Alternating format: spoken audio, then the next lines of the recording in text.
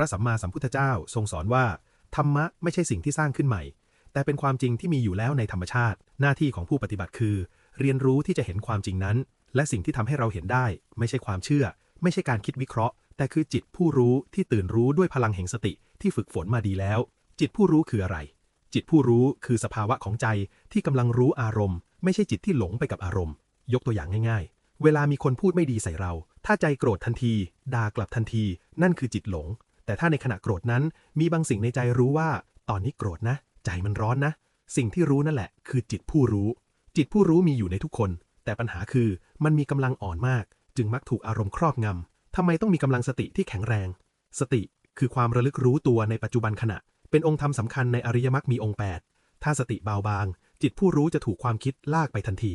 เหมือนเรามีไฟฉายเล็กๆในที่มืดฐานอ่อนแสงก็ริบหรี่มองอะไรไม่ชัดแต่ถ้าไฟฉายสว่างเราจะเห็นทุกอย่างชัดเจนสติก็เช่นเดียวกันถ้าแข็งแรงใจจะเห็นความจริงว่าความโกรธเกิดแล้วก็ดับความสุขเกิดแล้วก็ดับความคิดเกิดแล้วก็ดับนี่คือการเห็นอนิจจังคือความไม่เที่ยงตัวอย่างในชีวิตประจำวันสมมุติคุณกำลังขับรถอยู่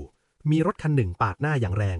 ทันทีที่เห็นภาพใจสะดุ้งโกรธหงุดหงิดถ้าไม่มีสติใจจะคิดต่อทันทีว่าขับรถแย่มากคนแบบนี้ไม่มีมารยาทถ้าเจออีกจะไม่ยอมความคิดจะพาอารมณ์ลุกลามใหญ่โตแต่ถ้ามีสติจะเห็นเป็นลำดับว่าเห็นภาพรถปาดหน้า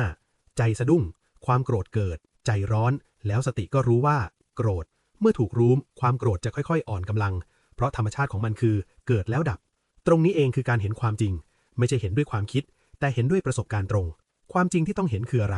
ตามคำสอนของพระพุทธเจ้าสิ่งที่ควรเห็นคือไตรลักษณ์ 1. อนิจจังคือความไม่เที่ยง 2. ทุกขังคือทนอยู่ในสภาพเดิมไม่ได้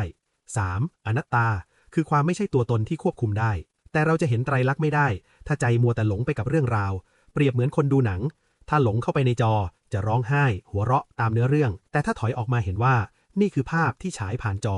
ใจจะเป็นอิสระจิตผู้รู้คือผู้ดูอารมณ์ทั้งหลายคือภาพยนตร์ทำไมหลายคนปฏิบัติแล้วไม่เห็นผลเพราะไปเพ่งไปบังคับไปอยากเห็นยิ่งอยากเห็นมากใจก็ยิ่งตึงแต่การเห็นความจริงไม่ใช่การจ้องแต่คือการรู้แบบสบายๆต่อเนื่องเหมือนเรานั่งริมน้ำดูน้ำไหล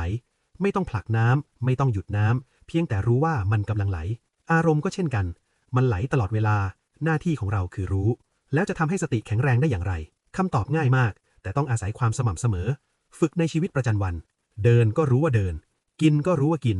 ล้างจานก็รู้ว่าล้างจานโกรธก็รู้ว่าโกรธไม่ต้องทำอะไรพิเศษไม่ต้องรอเข้าวัดไม่ต้องรอเวลาว่างทุกลมหายใจคือสนามฝึกสติที่เกิดบ่อยๆจะค่อยๆแข็งแรงเหมือนกล้ามเนื้อใช้บ่อยก็แข็งแรง